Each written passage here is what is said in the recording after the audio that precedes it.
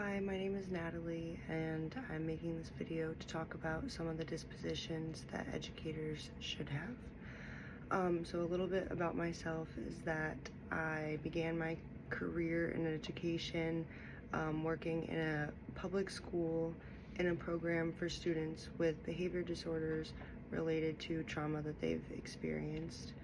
And I think that that job really taught me to be incredibly compassionate towards kids because of everything that they face in their personal lives that we don't actually get to see when we're with them at school.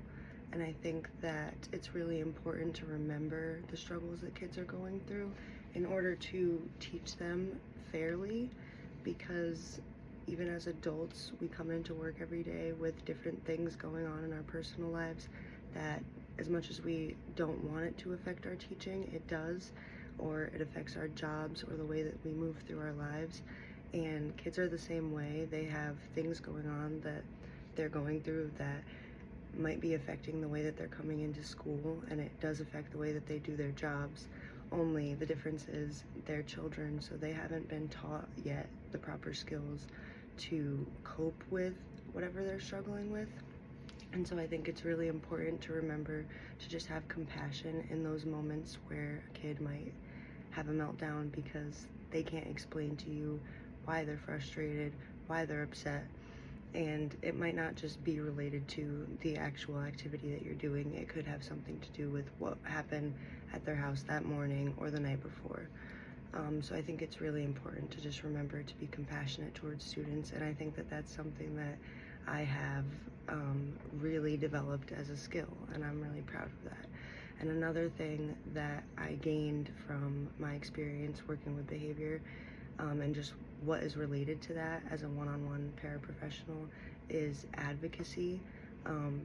I obviously am a mandated reporter, and as a one-on-one para who worked with students mainly who have been through traumatic situations, often a lot of those students are still going through traumatic situations as I'm working with them.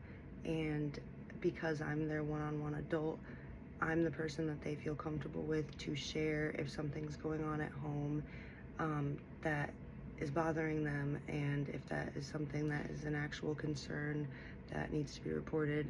There have been times where I've had to do that, and so I think that that's something that I'm comfortable to do, and I've had to make the choice to make that call even when other people maybe were telling me that they didn't think that that call was necessary, because of who I am and because of what I believe in, and because I stand strong in my advocacy for children because they don't have a voice for themselves.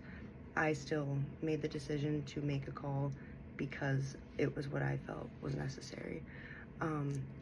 Something that I think I do need to work on as an educator is my curiosity, and not that I'm not a curious person and a creative person. I think that I really am very curious and very creative. It's just that because my lens has always been in behavior, I think I can be sometimes a little bit rigid in my rule following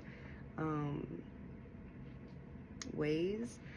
And so I kind of want to learn to just be a little bit more on the go with the flow side in some ways, where I can just kind of let students be curious, let myself be curious, and explore things that maybe aren't on my plan for the day, or talk about something that maybe wasn't expected that is a really interesting question that a student has.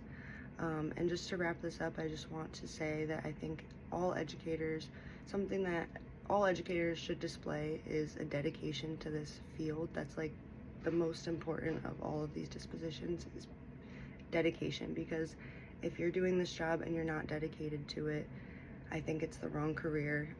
These kids are expecting us to be there for them, and they're expecting us to come to school and be ready to teach them and be excited to teach them.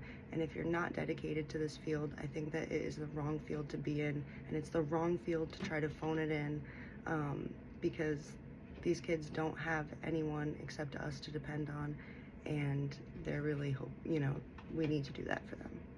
So thank you for listening.